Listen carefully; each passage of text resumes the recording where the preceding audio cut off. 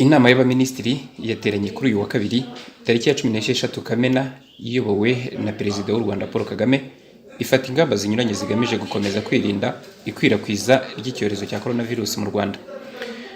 Mu ngamba zafashwe harimo gahunda yo gukomeza gupima izakomeza mu gihugu hose, gukomeza kwambara udupfukamunwa igihe cyose umuntu agiye aho ahurira n'abandi.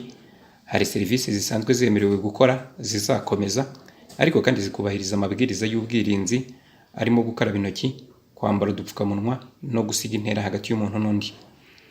Abacuruzi bakomeje gusabwa kwemera kwishyurwa hakoreshejwe ikoranabuhanga, ndetse ingendo ziremewe mu gihugu, ariko kandi zikaba zibujijwe kuva saa 3 z'ijoro kugera saa 11 za mu gitondo uretse mu turere turi mu kato. Inama y'Abaminisitiri kandi yongeye kwemeza serivisi zemerewe gukora mu Rwanda zirimo ibikorwa by'inzego za leta n'abikorera, ariko kandi hagakomeza gukora abakozi bakenewe, abandi bagakorera mu rugo. Ibikorwa by'ubukerarugendo bw'imbere mu gihugu ndetse no hanze y'igihugu ku bakoresha indege zabo bwite, haba umuntu ku giti cye cyangwa se amatsinda y'abantu biremewe. Hoteli zemerewe gukomeza gukora no kwakira inama, ariko kandi hakubahirizwa amabwiriza y'ubwirinzi, ndetse zigomba kugira uruhare mu bikorwa by'ubukerarugendo. Gushyingirwa imbere y'ubuyobozi biremewe, ariko bikitabirwa n'abatarenze 15. Gushyingura no guherekeza uwapfuye biremewe, ariko bikitabirwa n'abantu batarenze 30. Imihango yose yo gusezerana no gushyingiranwa mu rusengero nayo iremewe, ariko ntirenze abantu 30. Mu bikorwa bibujijwe ndetse bigomba gukomeza gufungwa harimo imipaka uretse ubwikorezi bw'ibicuruzwa. Abanyarwanda baturuka hanze bemerewe gukomeza gutaha, ariko kandi bagashyirwa mu kato k'iminsi 14 biyishyurira ikiguzi. Ingendo zitwara abantu mu turere twa Rusizi na Rubavu zirabujijwe, keretse gusa izitwara ibicuruzwa.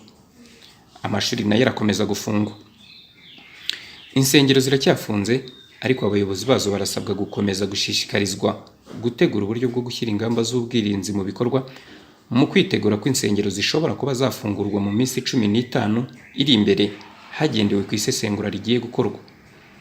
Izi ngamba zafashwe nyuma y'uko kuri uyu wa kabiri Minisiteri y'Ubuzima yari yatangaje ko abantu 24 basanganywe coronavirus mu bipimo 2742 byafashwe, bituma abayanduye mu Rwanda bagera kuri 636, mu gihe umubare w'abamaze gusezererwa mu bitaro wagumye kuri 338.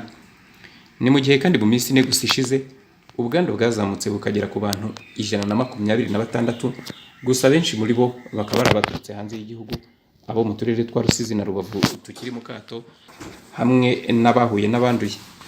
Iyi myanzuro izongera kuvugururwa nyuma y'iminsi 15.